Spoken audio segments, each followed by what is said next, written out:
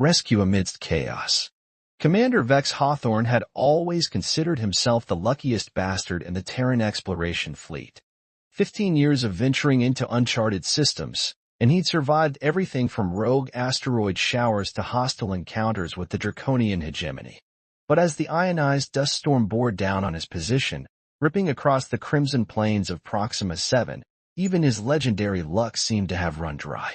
The storm had appeared without warning, a swirling mass of charged particles that scrambled his suit's sensors and communication array. Each breath came harder as his oxygen recycler fought against the microscopic particles infiltrating the system. His vision blurred, alternating between total darkness and blinding flashes as the storm's electrical discharges illuminated the alien landscape. "Not like this," Vex muttered through gritted teeth, forcing himself forward despite the howling winds threatening to sweep him away. His expedition shuttle lay somewhere beyond the ridge. If he could reach it, the reinforced hull might provide enough protection to weather the storm. A massive discharge of energy struck mere meters away, the concussive force sending him tumbling across the jagged terrain. Pain exploded through his left side as his environmental suit tore against the razor-sharp indigenous crystals. Warnings flashed across his helmet display. Oxygen levels critical, suit integrity compromised, internal bleeding detected. "To the cave? This way, Earthman." The voice cut through the chaos, clear, commanding, impossibly audible above the storm's fury. Vex's head snapped toward the sound, his vision catching a silhouette illuminated by the storm's lightning, a figure beckoning from what appeared to be a narrow cavern entrance. With his last reserves of strength, Vex staggered toward the voice. Each step was agony, each breath a battle. Just as his knees buckled beneath him, strong hands gripped his shoulders, dragging him into blessed stillness. Inside the cave, the storm's roar receded to a distant howl. Vex collapsed onto a surprisingly soft surface, lungs burning as he fought to stay conscious. Gentle hands removed his damaged helmet, and cool, fragrant air filled his lungs. "Your kind always underestimates Proxima's weather cycles," the voice chided, now distinctly feminine and tinged with amusement. "You're fortunate I was tracking the wildlife in this sector." As his vision cleared, Vex found himself staring up at his rescuer and lost his breath all over again. She was tall and lithe, with skin the color of burnished copper that seemed to glow with its own inner light. Strange, iridescent patterns traced along her bare shoulders and down her arms like living tattoos. Her features were almost human, yet undeniably alien. High cheekbones, a delicately pointed chin, and eyes like liquid silver that reflected the soft bioluminescence illuminating the cave. "I'm Vex Hawthorne," he managed, wincing as he tried to sit up. "Commander, Terran Exploration." "I know what you are," she interrupted, pressing him back down with surprising strength. "I am Nalara. This is my territory." Her accent was peculiar, musical, and flowing, with consonants that seemed to shimmer in the air. The cave was unlike anything Vex had expected. Instead of cold stone, he found himself in a spacious chamber lined with some kind of organic material that pulsed with soft, blue-green light.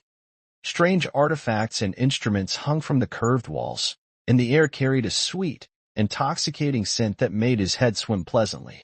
"You're bleeding," Nalara observed, her silver eyes narrowing as she examined the tear in his suit. Without hesitation, she pressed her palm against the wound. A tingling warmth spread through his side, followed by blessed relief as the pain subsided.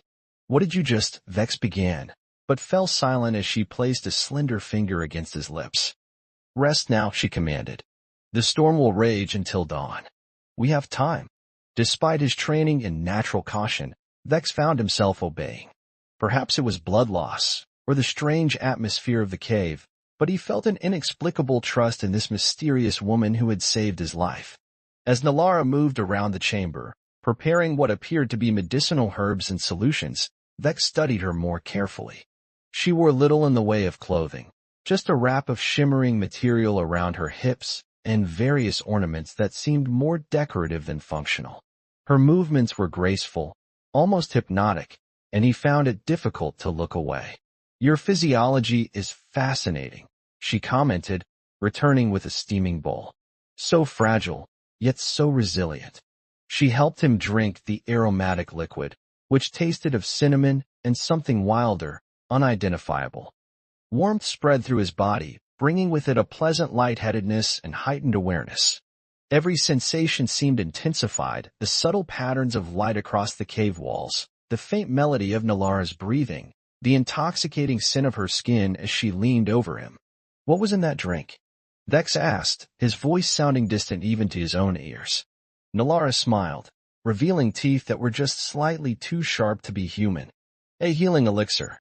It will accelerate your recovery. She traced a finger along his jawline, leaving a trail of electricity in its wake.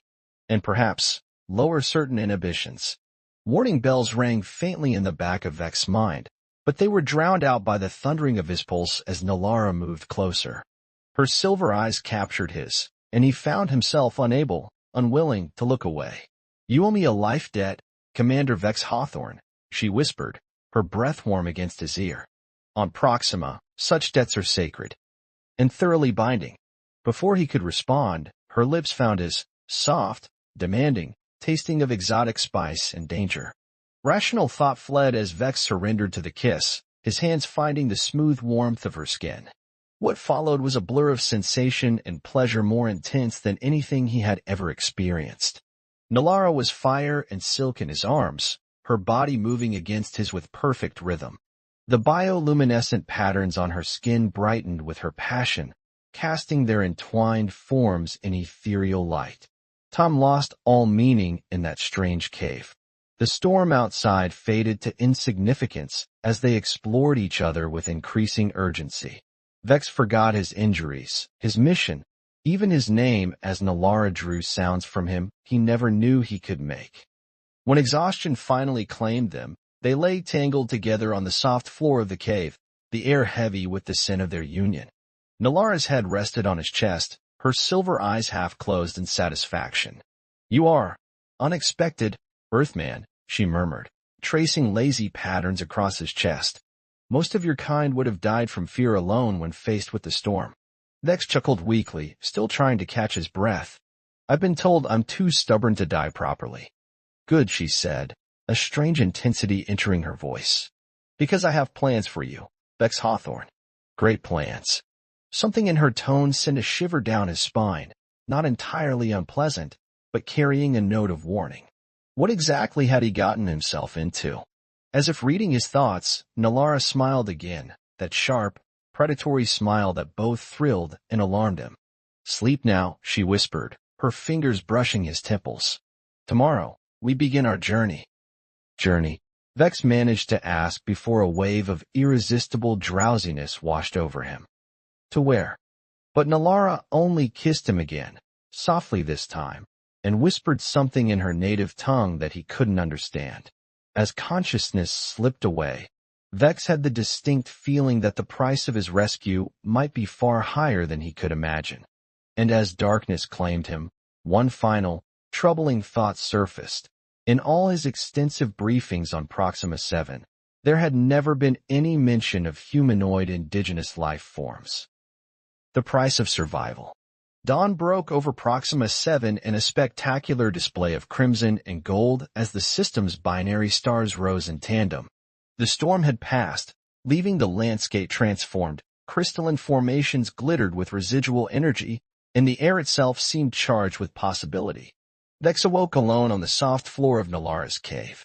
His body felt remarkably recovered, the previous day's injuries reduced to nothing more than fading bruises. The cave looked different in the morning light filtering through what he now recognized as cleverly disguised ventilation shafts, smaller, more Spartan than it had appeared in the ethereal glow of the previous night. Your suit is beyond repair, Nallara announced, entering the chamber with a bundle of unfamiliar materials. But I've adapted some of my spare garments for your journey. She looked different as well, more contained, more purposeful. She had donned a fitted bodysuit of material that shifted colors with her movements, complemented by an array of tools and weapons strapped to her live form. The playful seductress of the night before had been replaced by a formidable hunter. Thank you, Vex said, accepting the offered clothing, a lightweight tunic and pants that seemed to be made from some kind of synthetic leather. For everything. You saved my life. Nalara's silver eyes fixed on him with unsettling intensity. Yes, I did. And as I mentioned, such debts are binding on my world. She approached him with fluid grace. Do you honor your debts, Vex Hawthorne? Something in her tone made his stomach tighten. Of course. The Terran exploration fleet has protocols for compensating indigenous assistance. Once we reach my ship. Her laughter cut him off, sharp and cold, nothing like the warm, inviting sound she had made in his arms hours earlier. I have no interest in your fleets. Protocols. She traced her fingers along his chest, the iridescent patterns on her skin pulsing subtly. What I require is more personal. Before Vex could respond, she had gathered her equipment and moved toward the cave entrance. We should depart. Your vessel is approximately 20 kilometers northeast of here, and I prefer to traverse the crystal plains before midday. The journey began in tense silence. Nalara moved with confident familiarity across terrain that Vex found treacherous and alien. Massive crystal formations jutted from the red soil like frozen explosions, while strange organisms that seemed to exist at the boundary between plant and animal tracked their movements with primitive sensory organs. My team will be searching for me, Vex said, breaking the silence as they navigated around a particularly large crystal cluster. Standard protocol after communications lost during a storm. Nalara didn't look back. They won't find you. The storm has disrupted all tracking signals, and this region's mineral composition interferes with your scanning technology. She gestured to the towering crystals. That's why your kind hasn't discovered my people yet. We exist in the shadows between your sensors. The casual mention of her people sparked Vex's professional curiosity, temporarily overriding his growing unease. The preliminary surveys didn't detect any sentient indigenous species on Proxima 7. Are there many of you? What do you call yourselves? Nalara paused, turning to face him with an enigmatic smile. So many questions, Commander. But knowledge, like rescue, comes with a price. She moved closer, her silver eyes reflecting the crystalline landscape. I'll answer one question each time you grant me a request. That seems fair, does it not? Warning bells rang louder in Vex's mind, but curiosity and something more primal kept him engaged. What kind of requests? Her smile widened. Nothing beyond your capabilities. For now, I simply ask for a taste. Before he could ask for clarification, she had drawn a slender blade from her belt and, with startling speed, made a small cut across his palm. Vex jerked back in surprise, but she had already captured a few drops of his blood in a vial that hung around her neck. What the hell? Vex demanded, applying pressure to the minor wound.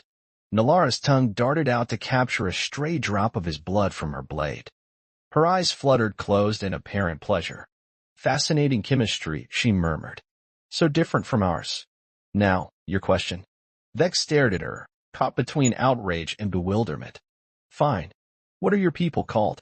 We're the Majorani, she replied, returning the blade to its sheath. The first children of Proxima. Now we continue. The pattern repeated throughout the day's journey. Nalara would make increasingly strange requests, a lock of his hair, the sound of his heartbeat recorded in a strange device, memories of his childhood recounted in precise detail, and in exchange, she parceled out information about her mysterious people. The Majorani, she explained, were a race that had evolved in symbiosis with Proxima VII's unique crystalline ecosystem. They possessed remarkable regenerative abilities and extremely long lifespans, but their population was dwindling due to a genetic stagnation that had begun centuries ago. We need new patterns, she said as they rested beside a bubbling spring of electric blue liquid. Fresh codes to revitalize our lineage. Something about the way she watched him as she said this made Vex's skin crawl. Yet he couldn't deny the powerful attraction he still felt toward her, an attraction that seemed to intensify whenever she touched him or consumed another small sample of his essence. As the twin suns reached their zenith, they encountered their first danger, a pack of crystalline predators that Nalara called Shatterclaws. The beasts were nightmarish amalgams of reptile and insect, their transparent bodies housing visible internal organs that pulsed with the same bioluminescence he had observed in Nolara's cave. "Don't move," she whispered as the creatures circled them. "They hunt by detecting electrical impulses. Your nervous system is shouting in the silence." Vex froze, watching in amazement as Nolara seemed to dim, her body's energy signature receding until she was nearly invisible to his eyes. The Shadowclaws hissed in confusion, their crystalline appendages clicking against the rocky ground as they searched for their vanished prey. In a blur of motion, Nolara struck, her weapons flashing as she dispatched 3 of the creatures before they could react. The remaining beasts scattered, shrieking in alien voices that set Vex's teeth on edge. "That was incredible," he admitted as she cleaned her blades on the rocky soil. Nolara looked up at him, her silver eyes gleaming with something that might have been pride or hunger. "The Maiorani are apex predators, Vex Hawthorne. Never forget that." As they continued their journey, the questions Vex really wanted to ask remained unvoiced. Why had she been tracking him before the storm? What did she truly want from him? And most pressingly, what would happen when they reached his ship? The answer began to reveal itself as the twin suns descended toward the horizon, painting the crystalline landscape in fire. They crested a ridge, and there in the valley below sat Vex's expedition shuttle, a sleek craft of Terran design, its hull miraculously intact despite the storm. Nolara stopped, her expression unreadable as she gazed at the vessel. "Your salvation awaits," she said softly. "But first, my final request." Vex tensed, sensing the pivotal moment had arrived. "And what would that be?" "I require a permanent sample," she said, extracting a device from her belt that resembled nothing so much as a medical extraction unit. "A comprehensive genetic template that my people can study and potentially integrate." Understanding dawned with chilling clarity. "You want my DNA? That's why you saved me. That's why the seduction, the connection." Nolara's expression softened slightly. "The connection was genuine, Vex. My people are not incapable of emotion.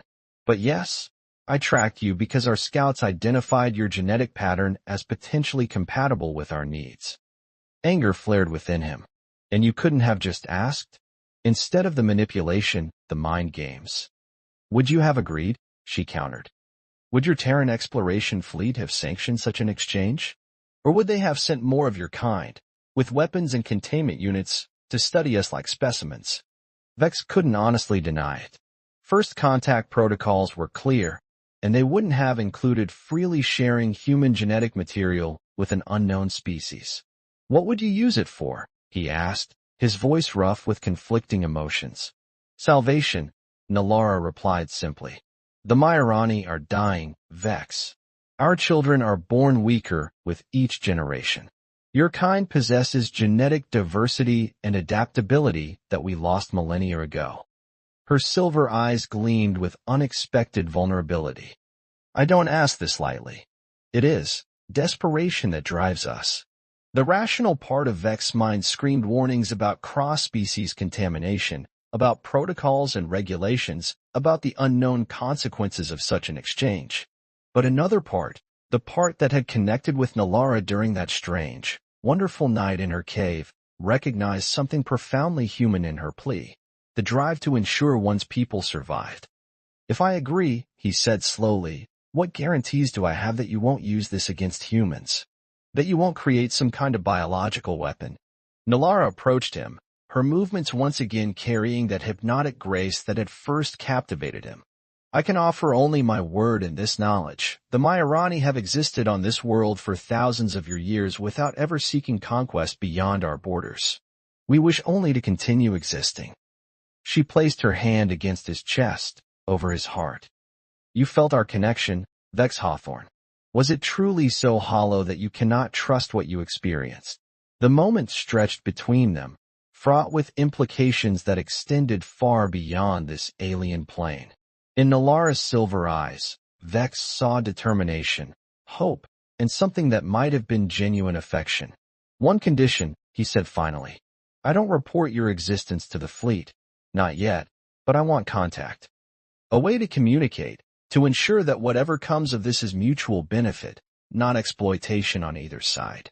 For the first time since they'd left her cave, Nalara's smile held warmth rather than calculation. The Maya Rani would welcome such an arrangement. From around her neck, she removed a crystal pendant that pulsed with inner light. This will allow you to reach me, wherever you are in this system.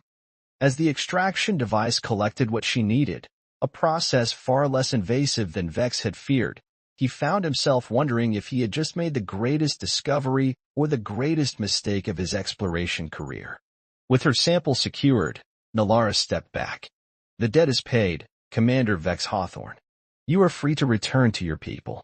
Vex studied her, this alien woman who had saved him, seduced him, and now stood poised to potentially change both their species forever. This isn't the end, is it? Nalara's silver eyes gleamed in the fading light of Proxima's twin suns. Merely the beginning of a different story. She leaned forward and pressed her lips to his one final time, a kiss that carried promise rather than demand. Then, with the same fluid grace that had first caught his attention, she turned and melted into the crystalline landscape, leaving Vex alone with his shuttle, his thoughts, and a glowing crystal that represented a future neither of their peoples could have imagined before the storm that had brought them together. As he initiated the shuttle's startup sequence, Vex's hand closed around the crystal pendant, its warmth pulsing in rhythm with his heartbeat. Whatever came next, one thing was certain. Life in the Proxima system would never be the same. Retry Claude can make mistakes. Please double-check responses.